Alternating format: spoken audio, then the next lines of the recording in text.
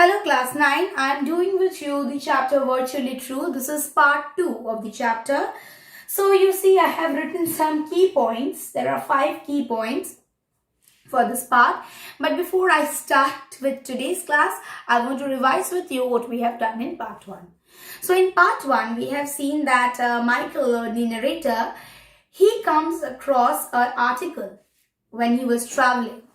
The article was read by a fat woman, a big fat woman, and what did the article say? The article described about a boy named Sebastian who came out of coma. He was a 14 years boy. Now, seeing this, the narrator thought that is he the same person whom he had met in his game? Now then he goes back. There's a flashback of incident. And what is the incident? That his father is very nutty or very much mad about computers. So he has all the technological things that are needed for computers. And whenever there's a new gadget, he goes to buy that. So similarly, at a fair, they had gone and they had bought many new things. And it gave him a 3D effect, and those were Psycho Drive games that he had and he wanted to play. The very first game was the Wild West. Okay, that was the very first game. Now let us start with page number 109. That's what I like about computers. The more futuristic they get, the better you can understand the past. I wasn't standing in the converted loft, the power base as Dad calls it, anymore. I was really there, striding down the dusty track through the center of our town. There was a sheriff's badge pinned to my shirt. So he was already in the game. He was there. He was wearing a sheriff's badge. As I burst in through the swing doors of the saloon, everyone was silent. This is all happening in the game. When he entered, there was a saloon. Okay, and everybody was silent and glared at me. They looked at him. I strode over to the bar. So he went to the bar and asked for sarsaparilla. I said, and a glass of fizzy red stuff came sliding. So the glass came sliding along the bar towards me. As I took a sip, I heard a loud crash. There was a loud sound. I spun round. I turned around. There, silhouetted in the doorway, was a black-eyed Z. So there was a shadow of a black-eyed Z, the fastest gun in the West. So that's the fastest gun in the West. This town ain't big enough for both of us. Sheriff Dawson, he drawled. So what did he say? That this town is not big enough for both of us. And fingered his guns slightly outside. Just you and me. And then, suppose this is a gun. He said that outside, just you and me. I can remember grinding. This was really cool. So he really liked the game at the very first. I finished my drink and slammed the glass down on the bar. So he finished and slammed. Shut. The glass down. He kept the glass on the bar and then he slammed the door. All eyes were on me again, and then again they kept on looking. I wondered what sort of a score I was notching up. He wondered what was his score during that time. All at once, something strange happened. Something very strange happened. What was that? Up to that point, the game had been pretty much as I expected. It was pretty much as he expected.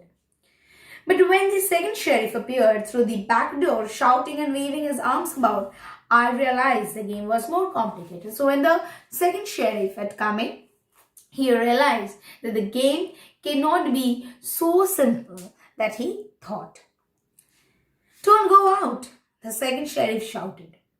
And who are you? And the sheriff said, please don't go out. In reply to this, the narrator asks, who are you? He wasn't like the other characters in the saloon. He wasn't like the other characters. For a start, he was about my age. He was of his age. And though he looked like a computer image, he somehow didn't move like one. And though he was a computer image, he did not move like one. There's no time to explain. There is no time to explain, he shouted. Just follow me. Just follow me and do whatever I say. I did what I was told. We raced down a corridor, and through a door we ran past some men and out through another door. So then they raced, and there was a lot of people, but they raced fast. Come on, shouted the other sheriff. So the other sheriff said, come on. We went through another door and another and ended up back in the saloon. And then they ended up back in the saloon. No, screamed the second sheriff. And the second sheriff screamed, no. Then he ran to the back of the saloon, dived through the window, jumped through the window. By the time I climbed out after him, and then the narrator also climbed after him. He was already sitting on a horse. Jump up, he cried. He was already seated on a horse, and then he asked the narrator to jump. Who are you? I asked again. So again he inquired because he didn't know him. But the second sheriff didn't answer. He did not say a word. He had seen the pose of men on horseback speeding after us. So when he was sitting on the horse along with the second sheriff and they were, about to go off, he could see various other men just following them. Keep your head down, he said. He just said to keep his head down. At that moment, the sound of the gunshot echoed round the air. The second sheriff groaned. He groaned and slumped back against me. And he went off. Ahead of me in bright neon lights came a message. And then again, a message flashed. What was that message? Game over. Am I clear? Now, whatever I have taught, I'll give you a brief recapitulation of today's points that I have taught. Firstly, the name of the game was Wild West. What was the game like? The narrator was already inside the saloon and he had ordered for a successful drink, and he could see Zed with his gun, who said that only he and only both of them are there. That is the narrator and Zed. And when they were, chasing down the corridor, he thought the game was easy until he met the second sheriff. Now the second sheriff, although the narrator asked his name, the second sheriff did not answer anything. Okay? He simply said to follow him, and once again they were back in the saloon. And when they were back in the saloon, what did the second sheriff do? He jumped out of the window and he sat on the horse. Following him, the narrator also jumped and sat on the horse. After this, he could see many men following him, and there was, sounds of gunshots. And then, finally, what happened?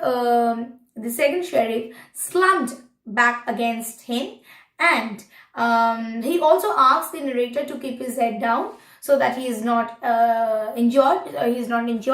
And at last the in neon lights, what flashed is game over. So this is my first game. So I hope you have enjoyed the class. In my second video, I will be continuing with the rest of the portion of the story Virtually True. Thank you, students.